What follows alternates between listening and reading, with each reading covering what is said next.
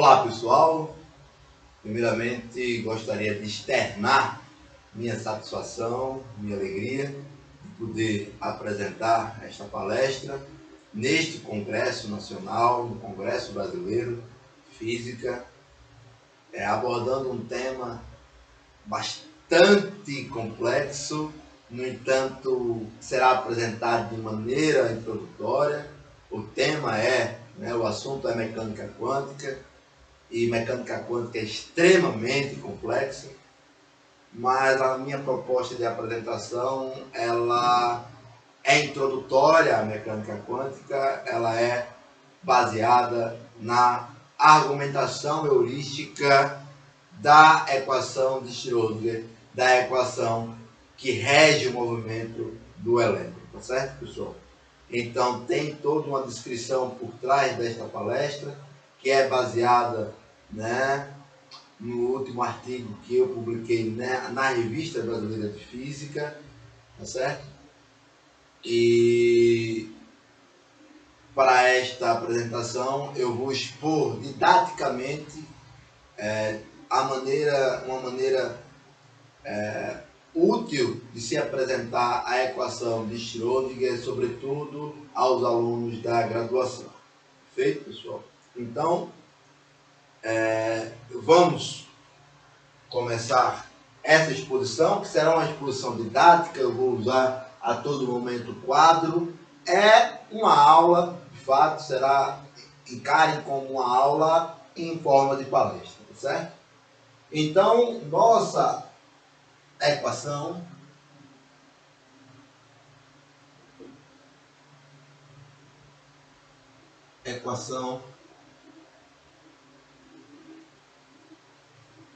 Schrödinger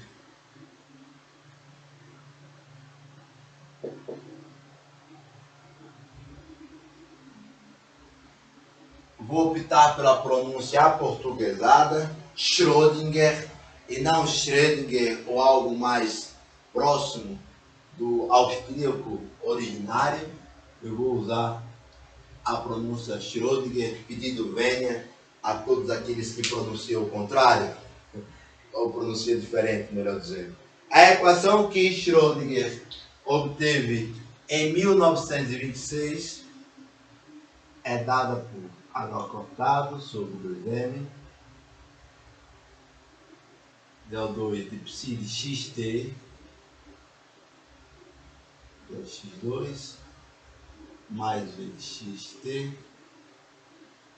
psi de xt, igual aí H cortado, del psi de xt, dt. E essa é a equação que pretendemos apresentar sua argumentação heurística e não uma dedução algébrica. É uma argumentação heurística, porque essa equação não se deduz algebricamente. Por quê? Porque ela parte de alguns postulados e a gente vai tentar teorizar aqui argumentos plausíveis que levaram a Schrödinger, em 1926, a apresentar essa equação que descreve fidedignamente o movimento do elétron, tá certo? Então, se faz justo, uma vez que apresentamos a equação, mostrar, nomear os termos que aqui estão, tá certo? Começando por psi de xt, psi de xt é a função de onda. Função de onda associada ao movimento.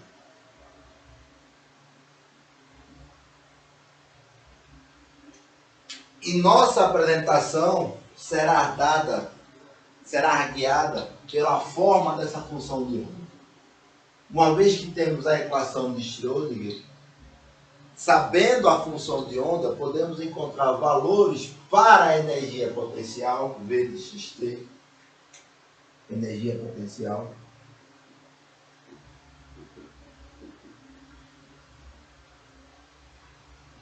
energia potencial do sistema e com isso obter uma descrição fiel do movimento estudado, tá certo?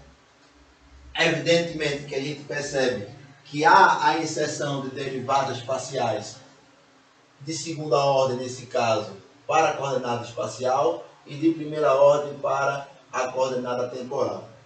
Essas constantes aqui nós vamos apresentar detalhadamente. Nós temos aqui um H cortado, que a posteriori vamos ver que é a constante de Planck reduzida, né? E temos aqui o I, o número imaginário, mostrando que essa equação não é só complexa em termos de construção, mas complexa também por depender, né, de um número complexo. Tá certo, pessoal? Então, isso tudo só foi possível, isso tudo com a devida vênia, né?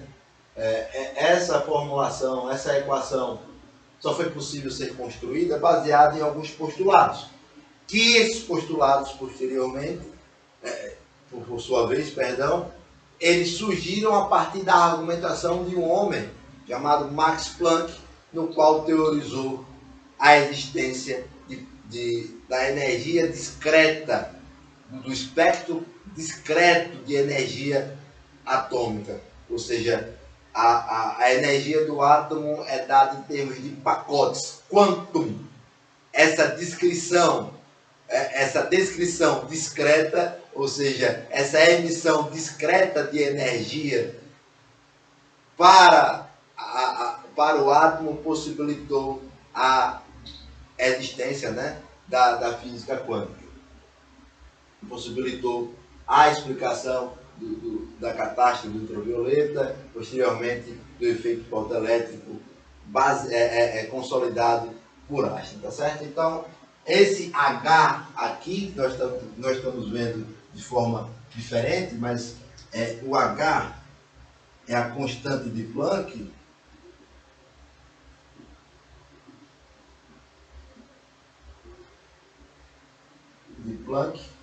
que em valores atuais é aproximadamente 6,626 vezes 10 elevado a menos 34 joule por segundo, porque essa constante é uma constante de proporcionalidade entre a energia emitida e a frequência de oscilação de um sistema onde há evidente elétrons, tá certo? Esse H cortado, portanto, é uma forma simplificada do H, que H cortado é a constante de Planck reduzida, a constante de Planck dividido por 2π, tá certo? Então, basicamente, nossa equação tem dependências nessas grandezas aqui associadas e com elas que vamos trabalhar, tá certo? Um passo importante na teoria quântica foi a tese de doutoramento de de Broglie, Luiz Vitor de Broglie, no qual ele propôs a existência de ondas de matéria baseando-se no movimento linear do fóton, que é dado por H sobre lambda, e que, portanto, lambda vai ser igual a H sobre P. Este é o comprimento de onda de de Broglie, o comprimento de onda de de Broglie, no qual ele ratifica a existência das ondas de matéria, né? Toda a matéria tem comportamento ondulatório, que é muito melhor apreciado a nível microscópico, tá certo? Então, o fóton possui um momento linear, que é o momento linear do fóton.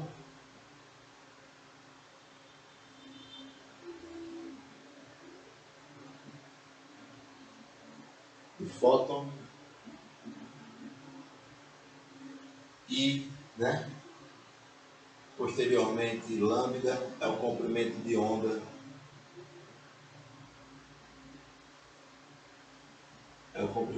onda associado a esse movimento proposto por Luiz Victor de Broglie em sua tese de doutoramento, apresentada em 1924. Perfeito? E também devemos considerar a relação de Einstein, na qual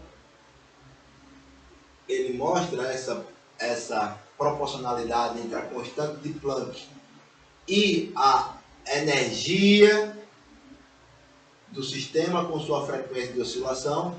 Então, portanto, a frequência de oscilação é E sobre H.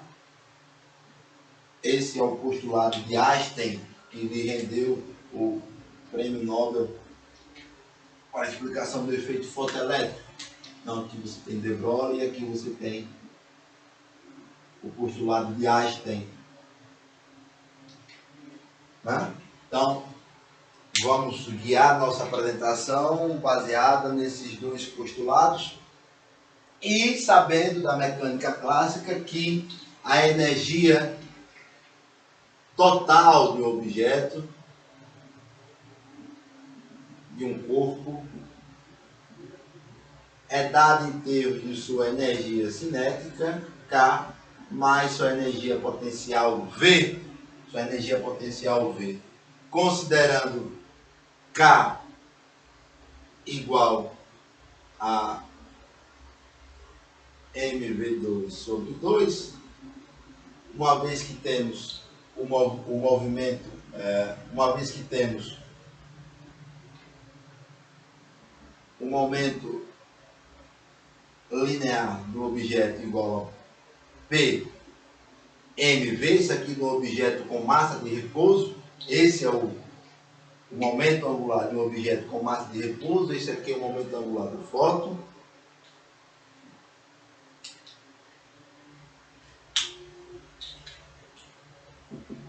Podemos utilizar a energia cinética como sendo P quadrado sobre 2m. P aqui e P aqui representam o momento linear. A diferença é que o fóton, por não ter massa, ele possui dependência do seu movimento linear a partir da constante de Planck pelo quociente dela sobre o comprimento de onda, e o objeto com massa de repouso, ele tem seu momento linear dado pelo produto de sua massa pela velocidade do movimento. Perfeito? Então aqui vai ser o momento linear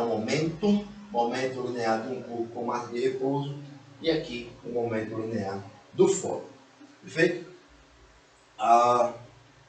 Então, vamos impor algumas sutilezas a essa apresentação. A primeira sutileza é que esta equação, ela está com dependência apenas em x, o que isto implica em ser uma relação unidimensional, sistema unidimensional, de modo a usarmos a energia potencial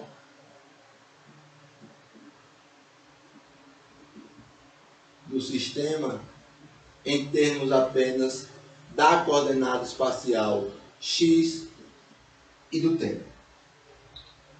Portanto, nossa energia total vai ser igual a P quadrado sobre 2m mais V de xt.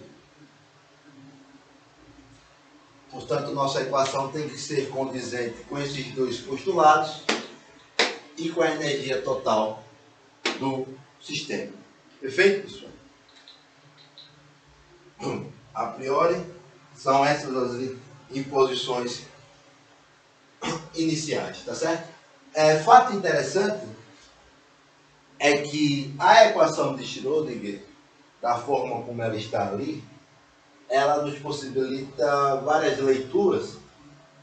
E uma leitura determinante é que, se conhecermos a força aplicada à partícula, saberemos a forma da energia potencial associada ao movimento. Portanto, se conhecermos F, saberemos qual é a forma da energia potencial. Que a determinação da energia potencial é crucial para o movimento associado. Perfeito? Então, o que temos que também considerar é que a função de onda, seja ela qual for escolhida para o sistema, ela possui dependência ali, ela está sendo aplicada a ela uma derivação parcial. E as derivadas parciais nos dão soluções em termos de combinações lineares. Perfeito?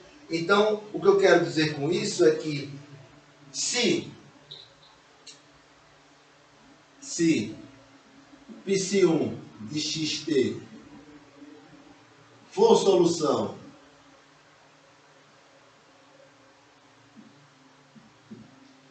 para V de xt e Psi2 de xt também for, então uma combinação linear do tipo uma combinação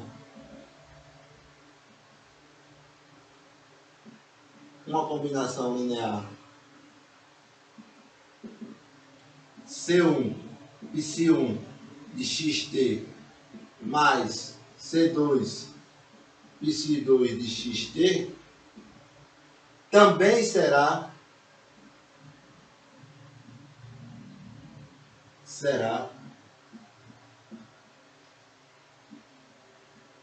solução para energia potencial.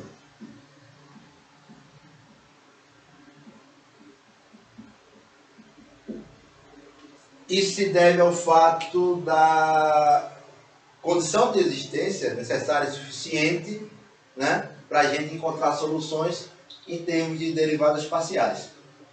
Esse é o grande plus da inserção das derivadas parciais nesse tipo de equação. Tá certo? Então, pessoal, o que também podemos concluir com isso é que a forma da nossa função de onda é crucial para podermos modelar qual será a energia potencial do sistema. E a função de onda, e a função de onda mais simples, para um sistema mais simples, unidimensionalmente falando, é a função de onda dada em termos de psi de xt, dada em termos de um sistema que oscila senoidalmente. Então, vamos considerar essa função de onda como sendo seno de 2π x lambda menos Vt. Tá certo, pessoal? Essa vai ser a função de onda que vamos usar a priori. Ok? No caso unidimensional, mais simples, dados em termos de uma oscilação senoidal. E para facilitar a nossa vida em termos de álgebra, consideraremos também o vetor de onda, o número de onda, o vetor unitário, dado por 2π sobre lambda. Vamos chamá-lo aqui de número de onda.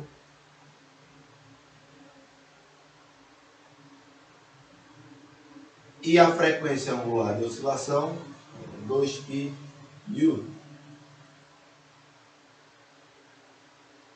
Frequência angular. Perfeito? Substituindo essas definições, né, na nossa função de onda, nós vamos ter o seguinte, vamos ter o quê? Que psi de xt vai ser igual a seno de kx menos ômega t. É essa a função de onda que vamos usar, perfeito? E a teoria nos impõe que derivemos-na em termos da coordenada espacial e em termos da coordenada temporal. Vamos então fazer essa derivação aqui, que é uma derivação extremamente simples, mas vamos fazer. a derivada parcial da função de onda em relação à coordenada espacial vai ser derivada do seno, você vai repetir o k, que é constante, cosseno de kx menos ômega t, estamos derivando parcialmente em relação a x. Vamos derivar novamente, del2 de psi de xt, del x2 vai ser igual a quem?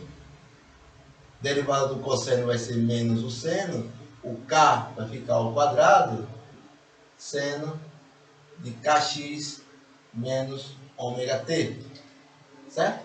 Derivando agora em relação ao tempo, nós temos o que? Temos isso. O que? Seno menos ômega, menos ômega cosseno de kx menos ômega t. Essas são as nossas derivadas parciais que vamos utilizar na nossa equação. Tá certo, pessoal? Tranquilo até aí? Então, vamos fazer o seguinte. Vamos pegar essa equação aqui e vamos igualar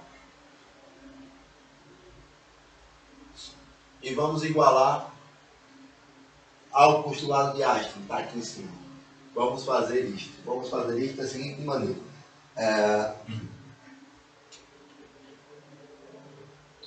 P quadrado sobre 2m mais Vxt vai ser igual a H', certo? H'. E aí, neste ponto, eu gostaria de parar aqui e poder apagar para continuar neste espaço. Vou utilizar este quadro aqui e vou ter que utilizar as três partes realmente. Então vamos apagar. Vamos apagar esta primeira parte aqui. Espero que o conteúdo esteja sendo anotado ou fixado na mente, tá certo? Então vamos ver aqui. Vou deixar a equação com motivação aqui, tranquilo. Vamos então escrever o seguinte. Vamos utilizar este tipo de energia potencial dada em termos de unidimensionais. Mas o caso simples que a gente está estudando, a oscilação, o movimento de uma partícula livre, pessoal, é uma partícula que não está sendo a ela imposta forças externas. Então, essa energia potencial, ela tem relação com a força da seguinte maneira: igual a F. De modo que se a partícula é livre, ou seja, não há força externa atuando sobre ela, para F ser igual a zero, nós concluímos que a derivada de zero, né, vai ser uma constante. Portanto, V de xt pode ser dado em termos de uma constante V0. Isto implica uma reescrita desta equação aqui da seguinte maneira, sem perda de generalidade. P quadrado sobre 2m mais V0 igual a H'.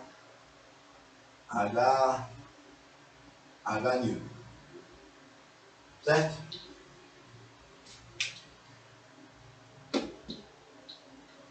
Então vamos continuar. Igual a H'. Vou trabalhar aqui.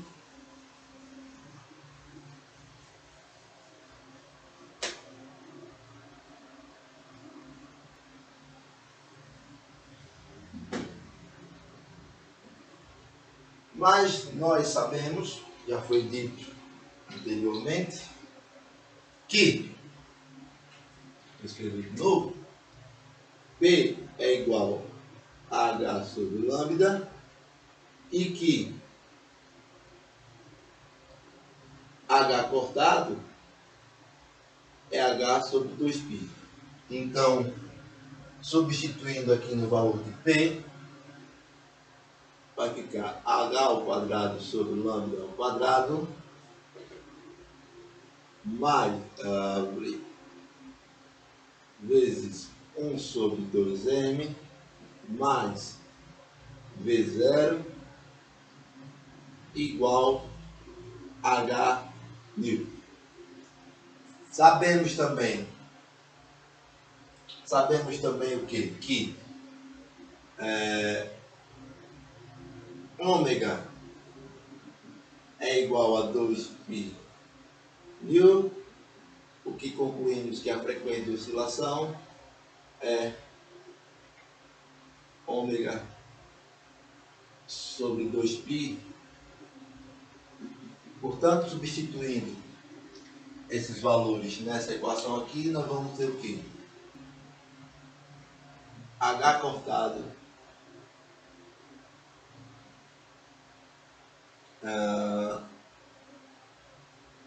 sobre lambda ao quadrado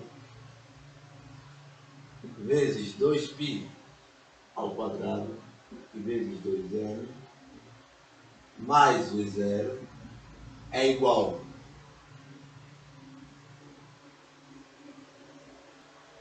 a H cortado 2π vezes ρ, certo? Então nós temos o que aqui, ó? Lembrando também que o número de onda 2π sobre lambda, né? Então 2π ó, sobre lambda, então nós temos o que? Que H quadrado ao quadrado vezes K ao quadrado sobre 2m mais V0 igual a quem? 2π de fato é a frequência angular. H cortado vezes ômega. Nós chegamos nessa equação. Tranquilo? E agora eu gostaria de uma reflexão um pouco mais sutil sobre por que nós derivamos aqui.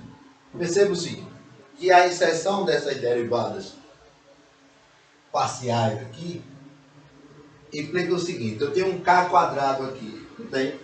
Esse K quadrado é equivalente, por conta da sua periodicidade ligada à linearidade também das funções seno e cosseno, é equivalente a inserir uma derivada parcial de segunda ordem em relação ao espaço. Então, menos K ao quadrado aqui, e aqui tem K ao quadrado, isso aqui é equivalente a você escrever o seguinte: menos H cortado sobre 2m, e o K ao quadrado é equivalente, de fato, à derivada parcial da função de onda associada ao movimento de segunda ordem em termos da coordenada espacial, certo? Mais V0. E a presença desse ômega é equivalente ao negativo da derivada parcial da função de onda em relação ao tempo. Perfeito?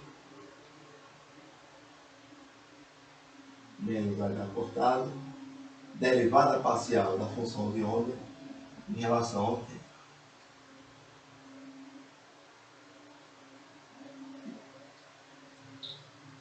No entanto, pessoal,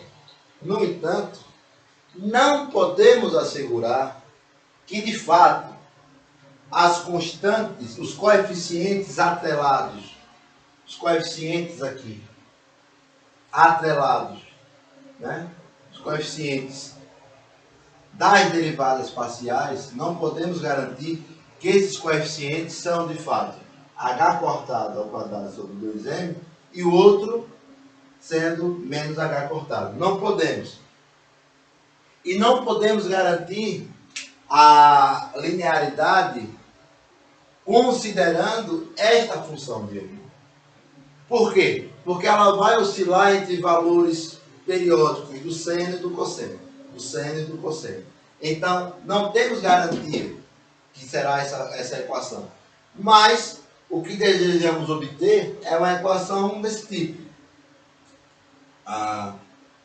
Um coeficiente alfa que multiplica a derivada parcial, sim, da função de onda, a derivada parcial de segunda ordem em relação ao espaço da função de onda, mas eu preciso também pôr que minha função de onda, ela tem dependência temporal, com a própria função de onda. Então, a minha energia potencial tem dependência com a função de onda. E eu procuro desse lado um coeficiente que seja condizente com a linearidade da função de onda que eu desejo obter. Portanto, psi xt dt. Procuramos uma equação que seja condizente com essa forma. Sendo essas duas constantes, agora o que devemos procurar. Tá certo? Então, vamos procurar essas constantes. Vamos apagar. E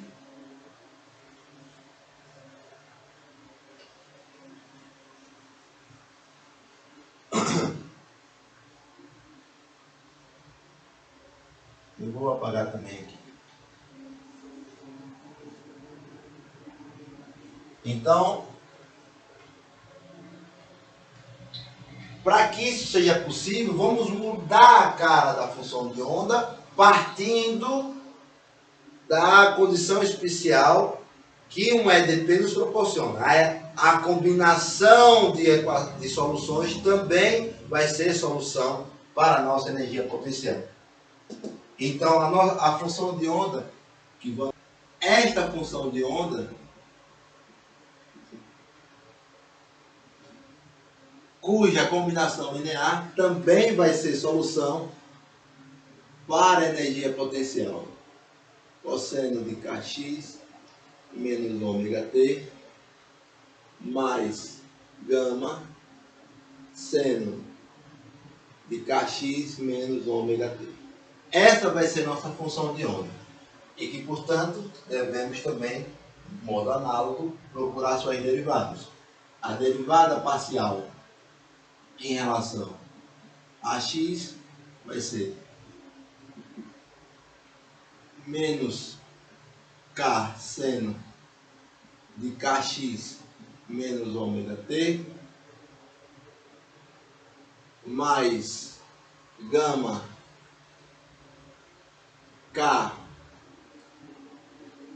cosseno de kx menos ômega t, perfeito? Em relação a x. Derivando novamente em relação a x, derivada do seno é o cosseno, então menos k ao quadrado cosseno de kx menos ômega t. A derivada do seno é menos o cosseno, menos gama k ao quadrado seno de kx menos ômega t. Derivada do cosseno menos o seno, né? Perfeito? Derivando agora em relação ao tempo. Derivada do cosseno é menos o seno, tá certo? Só que eu vou pegar essa constante negativa, vai ficar positiva aqui na frente, menos ômega seno de kx menos ômega t. Perfeito? Abre. Mais derivada do seno é o cosseno menos gama ômega cosseno de kx menos ômega t. Perfeito, pessoal? Perfeito, pessoal? Então, vamos então substituir cada termo na nossa equação que desejamos, né? Eu vou tentar fazer um pouco com mais prática. Então, se eu tenho aqui um alfa, esse alfa está multiplicando a derivada segunda parcial, né, em relação ao espaço. Então, alfa vai multiplicar esses termos aqui. Então, menos k ao quadrado cosseno de kx menos ômega t. Alfa vai multiplicar também menos alfa gama k ao quadrado seno de kx menos ômega t, mais quem é o próximo t? A energia potencial, que vem multiplicando a própria função de onda. Então, cosseno de kx menos ômega t, mais V0 gama seno de kx menos ômega t, certo? Igual a quem? Igual a beta. Beta, por sua vez, está multiplicando a derivada parcial em relação ao tempo. Beta ômega seno de kx menos ômega t, menos beta gama ômega cosseno de kx menos ômega t. É isso que temos. E agora vamos por praticidade, né? Praticidade, colocar os termos semelhantes em evidência, certo? Então, os termos em evidência. Então, aqui nós temos cosseno, nós temos cosseno também aqui, e do outro lado nós temos cosseno, que implica que vamos botar esse termo com sinal trocado. Aqui nós temos senos, senos, senos. Ok? Então, cosseno de kx menos ômega t em evidência, menos alfa k ao quadrado, menos, cosseno, mais V0, cosseno. Está do outro lado da igualdade, então mais, aqui vai trocar o sinal, mais B, gama, ômega, certo? Mais os senos, ó, seno de kx menos ômega t, colocar em evidência, menos alfa gama k ao quadrado, mais V0 gama, está do outro lado da igualdade agora, ó, menos B gama, isso tudo igual a zero. Então, pessoal, temos que utilizar a condição de linearidade mediante a função de onda que nós escolhemos. Essa combinação só vai ser linear se esses coeficientes aqui, ó, estão acompanhando as funções trigonométricas forem nulos. Só é válido se e somente se essa condição for estabelecida. Então, primeiro coeficiente, vamos ter alfa k ao quadrado mais V0 mais beta gama ômega igual a zero. Isto implica em alfa k ao quadrado mais V0 igual a menos beta gama ômega. Essa é a nossa primeira equação. Essa é a nossa primeira equação. 1. O segundo coeficiente é em termos do seno, então menos alfa gama k ao quadrado mais V0 gama menos beta ômega igual a zero. Isso significa, ó, botando o gama em evidência, gama que multiplica menos alfa k ao quadrado mais V0 igual a beta ômega. A beta ômega. Portanto, menos alfa k ao quadrado mais V0 igual a beta ômega sobre gama. Essa é a nossa segunda equação. Vamos somente determinar os coeficientes e aí vamos finalizar. Então, subtraindo as duas equações aqui, o que nós temos? Vamos apagar aqui. O que nós temos? Abre. O que nós temos? 1 menos 2.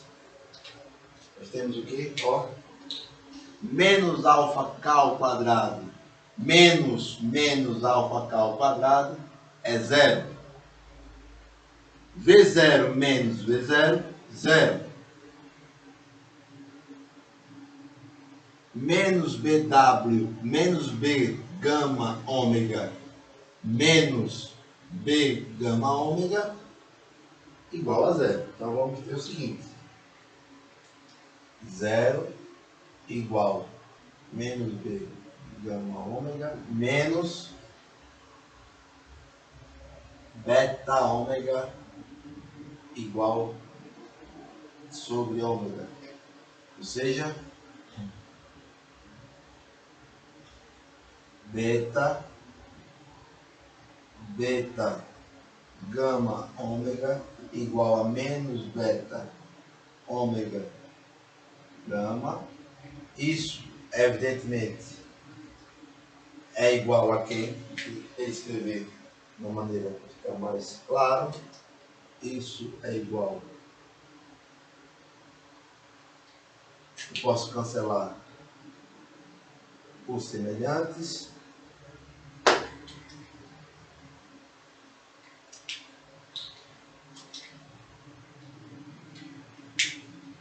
Portanto, gama igual a menos 1 sobre gama. Gama ao quadrado igual a menos 1. Isso implica que gama é igual a raiz quadrada de menos 1. Gama é igual a mais ou menos I. Ó, a constante complexa aparecendo aqui, mais ou menos I. Certo? E aí podemos utilizar sem perda, sem prejuízo à prova, o valor positivo da constante. Se você usar o valor negativo, vai chegar no mesmo resultado. Eu vou usar o valor positivo, praticidade. Então, apagando aqui esta parte, nós encontramos aqui, portanto, o valor de gama. O fato é o seguinte: menos a alfa k ao quadrado mais V0 é igual a menos beta gama ômega. Em um dado momento da nossa explicação, nós chegamos nessa equação. Mais V0 igual a H cortado ômega. Certo? Foi antes da gente impor a função de ômega. Então vamos comparar essas duas, e lembrando que essa equação aqui refere-se à energia total do sistema. Energia cinética potencial igual ao postulado de Einstein, tá certo? Que é igual ao postulado de Einstein. A gente viu essa validade. Então, comparando-as, mais uma vez, aqui, energia cinética, energia potencial igual a energia total do sistema. Perfeito? Quando há, então, o coeficiente aqui antes do k ao quadrado é o alfa, portanto, alfa vai ser igual a h cortado ao quadrado sobre 2n. Nós temos aqui alfa.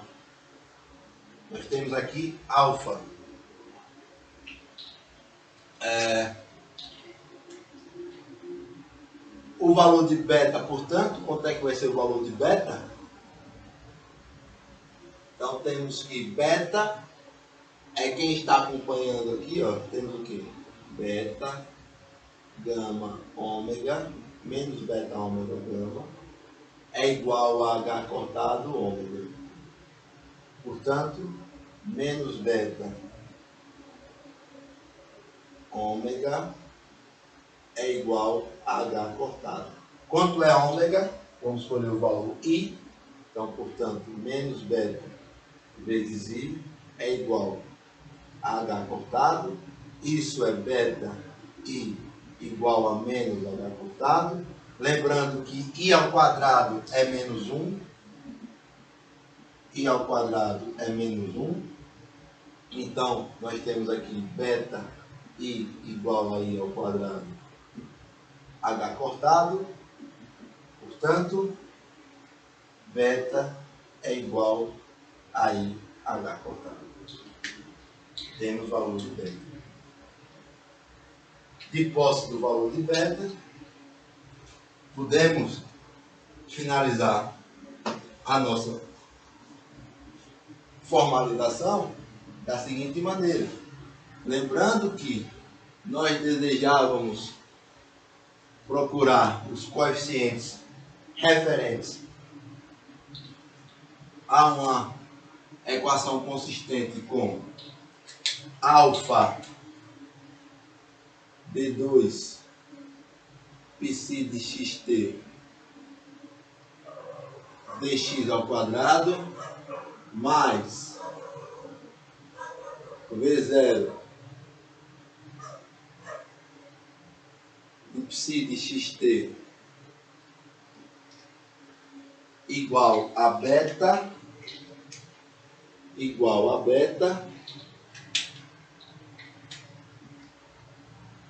D2 não, D psi dxt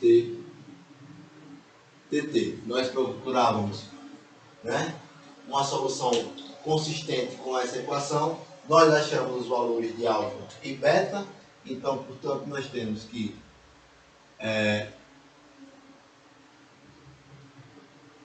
menos, né? Faltou menos. Alfa é igual a menos H cortado ao quadrado sobre 2m.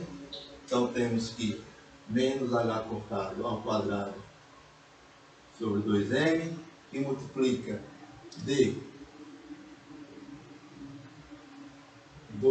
de psi de xt sobre dx2 mais potencial do sistema vezes a função de onda. Isso vai ser igual a quem é beta e H cortado del psi de xt dt. Finalmente chegamos à equação que desejávamos apresentar mediante algumas considerações, mediante alguns postulados. Essa é a equação de Schrödinger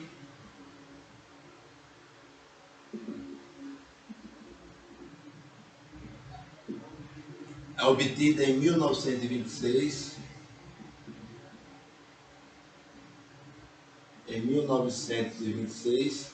que rege o movimento do elétron. Lembrando, pessoal, que esta formulação é válida para um sistema unidimensional que tem a sua extrapolação para as demais dimensões com formalismo adequado, tá certo?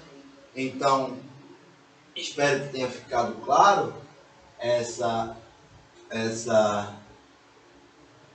argumentação heurística, né? Um tanto quanto longa, mas é uma forma bastante considerável de se apresentar a equação de Schrödinger, sobretudo para os alunos de graduação.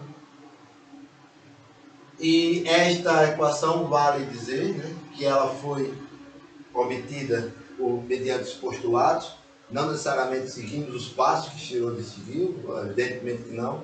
Nós formamos uma argumentação válida a partir de conceitos estabelecidos e que fazem sentido e que são testados experimentalmente, que foram testados experimentalmente. Partimos do postulado de Lowry, postulado de Einstein e a energia total do sistema. Utilizamos, né, definições, a álgebra válida em termos das equações diferenciais parciais, com suas combinações lineares, e, portanto, chegamos a essa formulação que é válida, já vai completar, estamos próximos a completar o centenário da formulação da equação de Schrödinger e até hoje ela nunca foi contrariada. Tá certo, pessoal? Então, estou à disposição, estarei à disposição para tirar dúvidas aí mediante chat, uma vez que essa apresentação é assíncrona, agradecendo mais uma vez a paciência e a atenção de todos. Continuo à disposição. Um abraço a todos.